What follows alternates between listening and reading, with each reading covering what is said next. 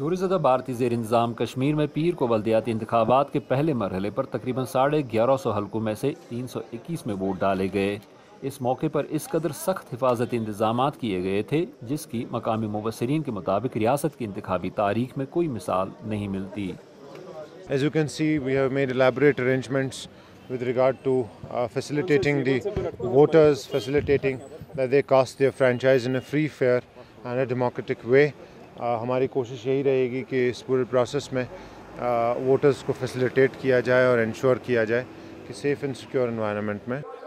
استصواب رائے کا مطالبہ کرنے والی جماعتوں نے لوگوں سے ان انتخابات کا بائیکاٹ کرنے کی اپیل کی تھی۔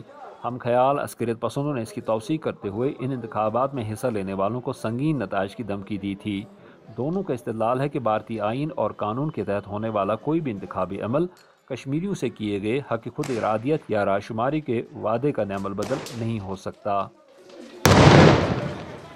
ہمیشہ یہ جتنے بھی الیکشن آج تک ہوئے اور آج جو ہو رہا ہے یہ سب الیکشن یہ سب سنگینوں کے سائے میں ہوتے ہیں۔ سیاسی سطح پر ہم 1947 سے سیاسی جدوجہد کر رہے ہیں۔ سب کا ایک ہی رول ہے، ایک ہی مطالبہ ہے کہ ہمیں اپنے مستقبل کا فیصلہ اپنی رائے سے کرنے کا آزادانہ رائے سے یعنی موقع فراہم کیا جائے۔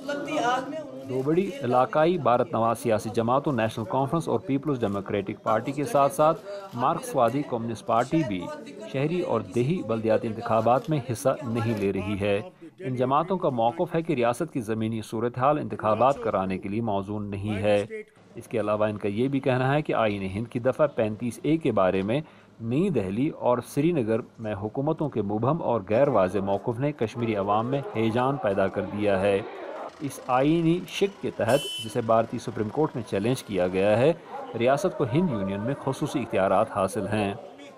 پیر کو بائیکاٹ اپیلوں کے پیش نظر کئی پولنگ بوتھ سنسان نظر آ رہے تھے۔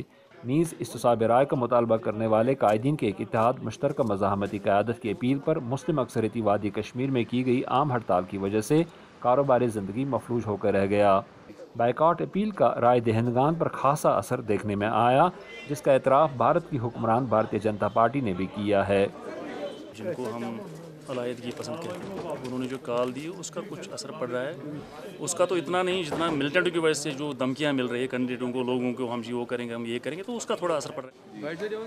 اگرچہ ریاست کے جموں اور لداخ خطوں میں ووٹروں نے ان انتخابات میں بڑھ چڑھ کر حصہ لیا، وادی کشمیر میں رائے دہندگان کی ایک بڑی تعداد کی ان میں عدم دلچسپی کا اندازہ اس بات سے لگایا جا سکتا ہے کہ 215 حلقوں میں کھڑے امیدواروں کو بلا مقابلہ کامیاب قرار دیا جا رہا ہے، جبکہ 624 میں سے 178 نشستوں کے لیے کسی نے بھی کاغذات نامزدگی داخل نہیں کرائے ہیں۔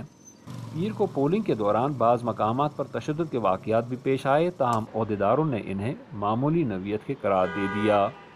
زبیر ڈار کے ساتھ یوسف جمیل، اردو VOA، سری نگر۔